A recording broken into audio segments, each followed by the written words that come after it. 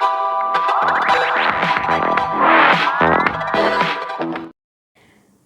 वालेकुम everyone, welcome to the physics anxiety. And आज का हमारा टॉपिक पीएन जंक्शन के हवाले से है। इससे प्रीवियस लेक्चर में हमने पी टाइप सेमीकंडक्टर क्या होते हैं, उसकी डोपिंग किस तरह से होती है, एन टाइप सेमीकंडक्टर क्या होते हैं, उसकी डोपिंग किस तरह से होती है, इन सब के बारे में डिटेल में बात कर ली। ठीक है, तो आज हम बात कर लेते हैं पीएन जंक्शन के बारे में।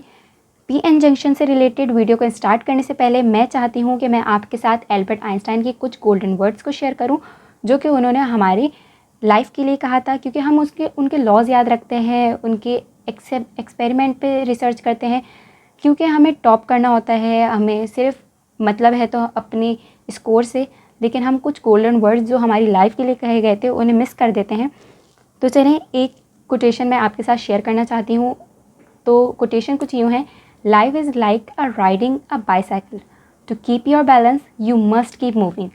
यानी कि लाइफ जो है वो एक साइकिल के सफ़र की तरह है। अगर आपको बढ़ना है और बैलेंस करना है तो आपको हर कदम आगे बढ़ाना पड़ेगा, तभी आप बैलेंस कर सकते हैं। ठीक है, तो ये एक कोटेशन मुझे बहुत अच्छी लगती है एल्बर्ट आइंस्टाइन की, तो मैंने सोचा कि आप लोगों के साथ शेयर करूं। तो चलें वीडियो का बाकायदा आगाज़ करते हैं और पीएन जंक्शन क्या होता है इससे मुतालिक बात कर लेते हैं। तो सबसे पहले हमारे पास पीएन जंक्शन, पी से मुतालिक पी टाइप सेमीकंडक्टर जो हमने पहले ही पढ़ा हुआ है, इसे थोड़ा सा रिव्यू दे देती हूँ आपको कि पी टाइप सेमीकंडक्टर बेसिकली जिस पे हम ट्राईवैलेंट की डोपिंग करते हैं। ठीक है, ट्राईवैलेंट की डोपिंग अगर हम किसी सिलिकॉन या जर्मेनियम के साथ डोपिंग ऐड करवाएं तो उसकी वजह से जो फॉर्म होता है वो हमारे पास पी टाइप सेमीकंडक्टर बनता है। ठीक है, और अगर हम किसी सिलिकॉन और जर्मेनियम के साथ अगर हम कोई पेंटावैलेंट की डोपिंग करते हैं, पेंटावैलेंट एलिमेंट मतलब कि हमारे पास पीरियोडिक टेबल का जो 5 ग्रुप का एलिमेंट होता है, ठीक है, जिसके वैलेंस शेल में 5 इलेक्ट्रॉन्स पाए जाते हैं। तो अगर हम सिलिकॉन या जर्मेनियम के साथ कुछ पेंटावैलेंट इम्प्योरिटी ऐड करते हैं तो हमारे पास एन टाइप सेमीकंडक्टर फॉर्म होता है। ठीक है, अब अगर हम इन दोनों को, क्योंकि एक पी टाइप सेमीकंडक्टर बन गया, एक हमारे पास एन टाइप सेमीकंडक्टर बन गया, अगर हम इन दोनों को एक साथ जोड़ दें, सही है, फिक्स कर दें, तो इसके बीच में जो हमारे पास एक बॉर्डर लाइन बन जाती है, इसे हम जंक्शन कहते हैं। ठीक है, तो यह आपके पास आपको नज़र आ रही है, ये जो हमारे पास बॉर्डर लाइन बन रही है इसे हम बेसिकली जंक्शन कहते हैं। जंक्शन एक पुल को कहते हैं। ठीक है, एक दो चीज़ों के दरमियान जो है एक पुल बना दिया जाए सो हम जंक्शन कहते हैं। तो बेसिकली ये जंक्शन इन दो पी टाइप और एन टाइप के दरमियान एक पुल का काम करता है। ठीक है, तो इसकी वजह से अब हमने इन दोनों को आपस में मिला दिया। अब ये कोई ग्लू के साथ तो चिपक नहीं सकते, इनके कुछ ना कुछ, क्योंकि ये एटम्स हैं, इनके साथ कोई ना कोई जो है रिएक्शन होगा, किस तरह से ये फॉर्म होंगे और क्या इन दोनों को जोड़ने की वजह से क्या इनके अंदर जो है वो एटम्स के मॉलिक्यूल्स के साथ किस तरह का इनके बाउंडिंग होगी, तो उन्हें देख लेते हैं। उसे देखने से पहले मैं आपके साथ शेयर करना चाहती हूँ कि हमारे पास जब बेसिकली पीएन जंक्शन होता है तो उसके सिंबल किस तरह का होता है। ठीक है, तो हमारे पास बेसिकली पीएन जंक्शन का जो सिंबल होता है वो कुछ इस तरह का होता है, जिसमें हमारे पास जो ये साइड होती है ये हम पी साइड कहते हैं, पी टाइप सेमीकंडक्टर, यानी कि इसे हम एनोड कहते हैं। ठीक है, इसे हम एनोड कहते हैं। और ये जो हमारे पास एक स्ट्रेट लाइन की तरह नज़र आ रहा है इसे हम कैथोड कहते हैं। इस तरह से हमें पता चलता है, अगर किसी सर्किट में कोई सर्किट दिया हुआ है आपको और उस सर्किट में इस तरह की जो है डायग्राम फॉर्म हुई हुई है, तो इसका मतलब है कि ये साइड जो इंडिकेट कर रही है एनोड को और ये साइड इंडिकेट कर रही है कैथोड को। ठीक है, क्लियर हो गई ये बात। तो चलें अब बात करते हैं कि वर्किंग के बारे में, कि पी एन जंक्शन बेसिकली जब हम इन दोनों को आपस में मिलाते हैं तो होता क्या है। इसके इंटरनल स्ट्रक्चर में क्या होता है, ये जो जगह है ये हमारे पास जंक्शन का काम कर रही है। अब होता है बेसिकली क्या है कि यहाँ क्योंकि हमारे पास एन टाइप सेमीकंडक्टर पे नंबर ऑफ़ इलेक्ट्रॉन ज़्यादा होते हैं, ठीक है, और पी टाइप सेमीकंडक्टर में नंबर ऑफ़ होल ज़्यादा होते हैं, जो हमें यहाँ दिखाए हुए। ठीक है, मैंने मेजॉरिटी कैरियर्स बनाए हुए, माइनॉरिटी नहीं बनाई हुई। ठीक है, तो कोई मसले की बात नहीं है। अब होगा क्या, क्योंकि सारा काम जो है मेजॉरिटी कैरियर्स का है, तो मैंने यहाँ आपको मेजॉरिटी कैरियर्स दिखाएं ताकि आप जो है कंफ्यूज ना हो। अब यहाँ असल में हम जब ये इन दोनों को करीब लेकर आते हैं एक दूसरे का जोड़ने के लिए, ठीक है, तो इनके क्रिस्टल के साथ कुछ इस तरह का रवैया होता है कि ये दो यहाँ के जो नेगेटिव जो इलेक्ट्रॉन्स होते हैं हमारे पास, ठीक है, यहाँ के जो नेगेटिव इलेक्ट्रॉन्स होते हैं वो इस जंक्शन को क्रॉस करके इस होल्स को फिल करना शुरू करते हैं। ठीक है, क्या कहा मैंने कि ये जो इलेक्ट्रॉन्स हैं ये इस जंक्शन को क्रॉस करके इस होल्स को फिल करना चाहते हैं, ठीक है। तो अब यहाँ से इलेक्ट्रॉन जा रहे हैं, इस होल्स को फिल कर रहे हैं, यहाँ से इलेक्ट्रॉन जा रहे हैं, जंप कर रहे हैं और इस इलेक्ट्रॉन को फिल कर रहे हैं। याद करें तो मैंने प्रीवियस लेक्चर में आपको बताया था कि अगर इलेक्ट्रॉन जिस जगह से हट जाते हैं और दूसरी जगह को जाके फिल करते हैं तो वहाँ एक पॉजिटिव आयन छोड़ जाते हैं, ठीक है।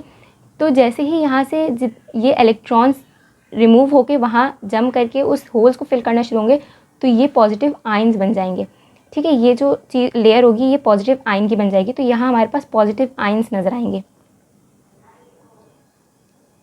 अब यहाँ तो हमारे पास पॉजिटिव आयन्स नज़र आ रहे हैं, यहाँ क्या होगा कि यहाँ ये नेगेटिव आयन्स नज़र आएंगे, क्योंकि होल्स को इलेक्ट्रॉन ने फिल किया और इलेक्ट्रॉन होल्स को फिल करने के बाद एक आयन की तरह वर्क करेगा और ये एक नेगेटिव आयन की तरह काम करेगा, ठीक है। तो ये पॉजिटिव आयन्स होगा, ये नेगेटिव आयन्स होगा।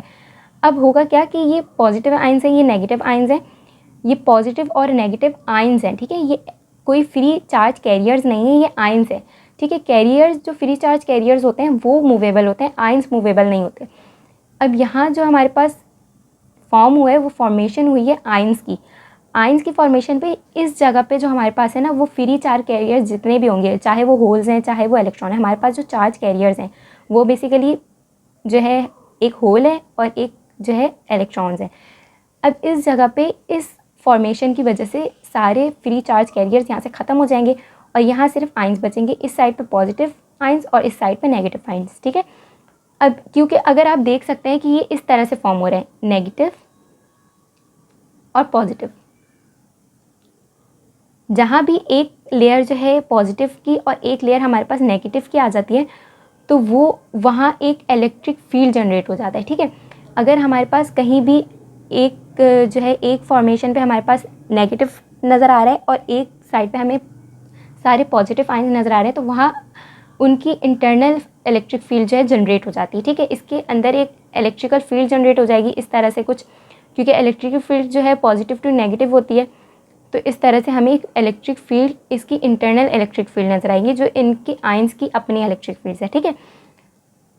अब इन इलेक्ट्रिक फील्ड्स और इन आयन्स का काम क्या होता है असल में, अब क्योंकि मैंने कहा कि ये दो क्रिस्टल्स थे, हमने इन दोनों को जोड़ा तो इनमें इस तरह से फॉर्मेशन हुई, तो आपका ये सवाल बन सकता है जो अक्सर वाइवा के क्वेश्चन में टीचर्स कर लेते हैं बच्चों से, और क्योंकि हम इस तरह से इतने डीपली नहीं पढ़ पाते क्योंकि यूट्यूब पे ज़्यादातर इतने डीपली और बुक्स वगैरह में चीज़ें नहीं लिखी होती, कुछ स्किप होती हैं, तो मैं आपको बता देती हूँ। उसमें क्या होता है कि आपके पास आप ये कह सकते हैं कि अगर हमने दो क्रिस्टल्स को मिलाया तो सारे इलेक्ट्रॉन्स ही क्यों जाके उसको फिल नहीं कर दिए, सारे होल्स फिल हो जाते, ठीक है, सारे यहाँ पॉजिटिव आयन्स बन जाते, सारे ये होल्स जो है वो नेगेटिव आयन्स बन जाते। तो बच्चे ऐसा नहीं होता, ऐसा इसलिए नहीं होता क्योंकि देखो ये यहाँ से जो इलेक्ट्रॉन गए ना, यहाँ से इलेक्ट्रॉन जो गए उन्होंने जो यहाँ करीब करीब के इलेक्ट्रॉन थे वो उन्होंने जंप किया और जंप करके करीब के होल्स को जो है नेगेटिव बनाना शुरू कर दिया। अब यहाँ से नेगेटिव बनाना शुरू किया, चार्ज कैरियर्स जो है हट गए, यहाँ से चार्ज कैरियर हटने की वजह से अब यहाँ जो ये आयन्स है ना, ये आयन्स मूवेबल ही नहीं है। अब होगा क्या कि आयन्स, ये वाले जो पॉजिटिव आयन्स के इलेक्ट्रिक फील्ड है ये इसे रिपेल करेगी और यहाँ से इसकी इलेक्ट्रिक फील्ड इसे रिपेल करेगी, जिसकी वजह से यहाँ के जो बाकी के चार्ज कैरियर्स हैं वो अपनी जगह पे रहेंगे और यहाँ आयन्स की वजह से इलेक्ट्रिक फील्ड जनरेट हो जाएगी। समझ आई कि सारे इलेक्ट्रॉन्स उठ के होल्स पे नहीं जा सकते, ऐसा नहीं होता।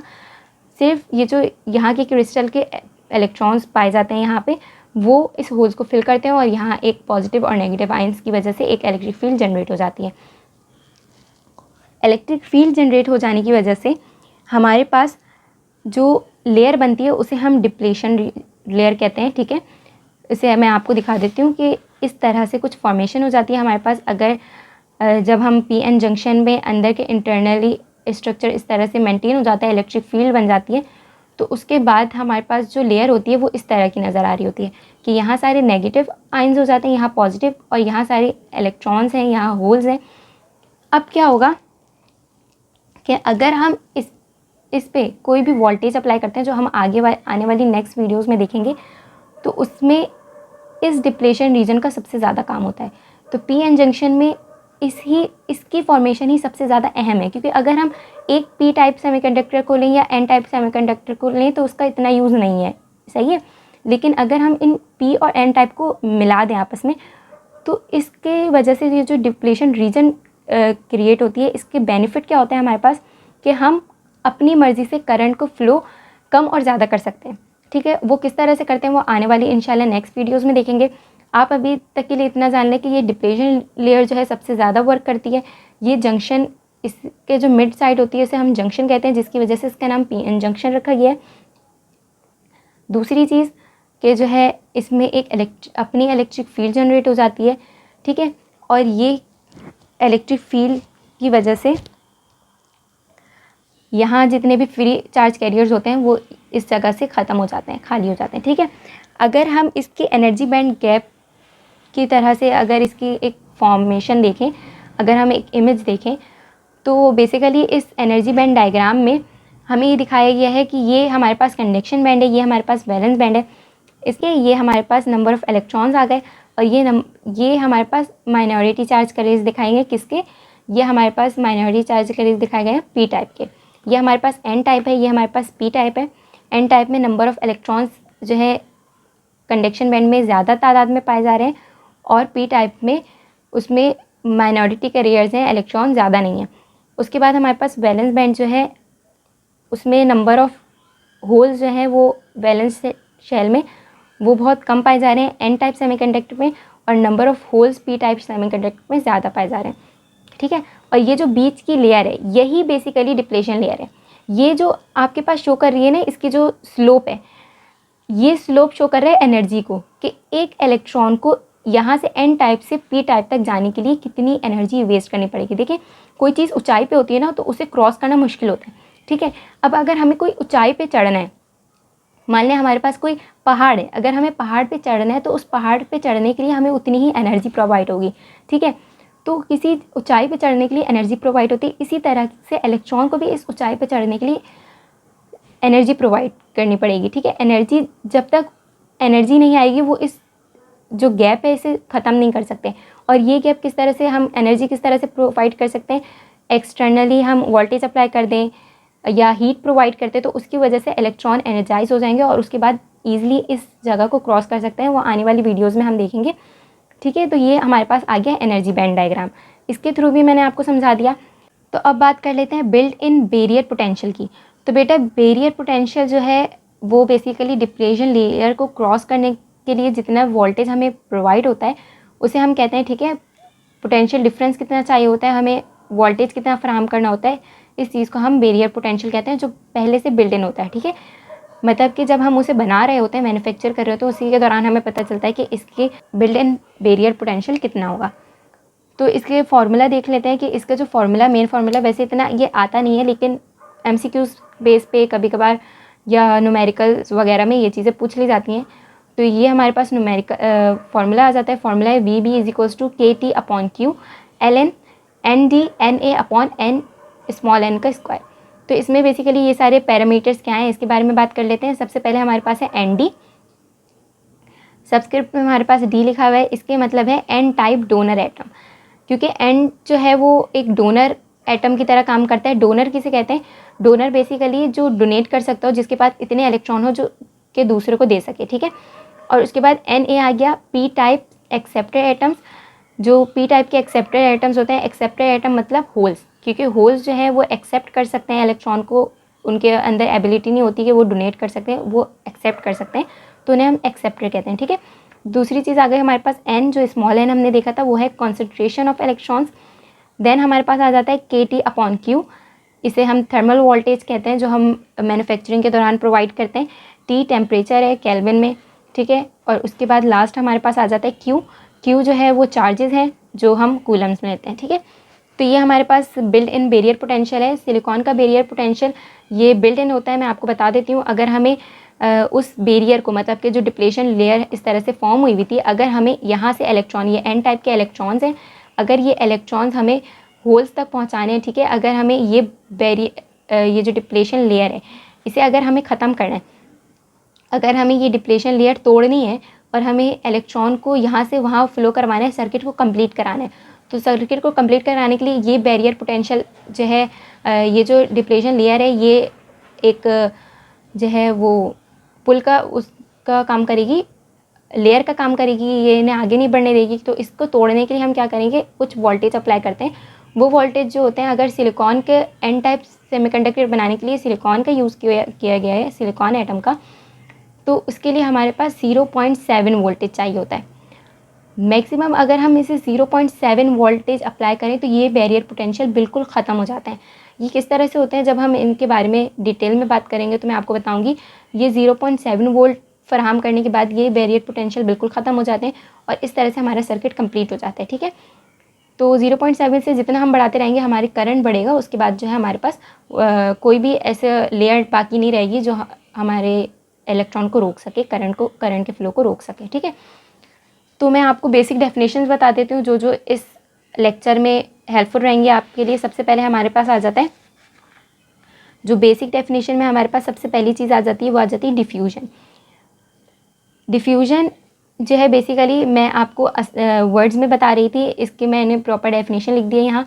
When charge transfer of electron and holes across the p n junction is known as diffusion.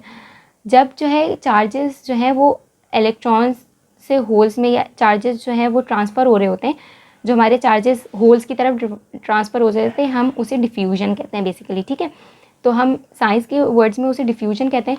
Charge मैंने आपको बताया था कि चार्ज जो है, चार्ज क्या होता है, यहाँ से यहाँ फ्लो करता है। ठीक है, यहाँ से यहाँ जंप करके इस जगह को फिल करता है, तो इसे हम डिफ्यूजन कहते हैं। ठीक है, ये हो गया। सेकेंड चीज़ है हमारे पास बैरियर पोटेंशियल, जो मैंने अभी आपको बताया। तो इसकी बेसिक डेफिनेशन क्या होती है, a type of barrier which does not allow the normal flow of charge across the junction.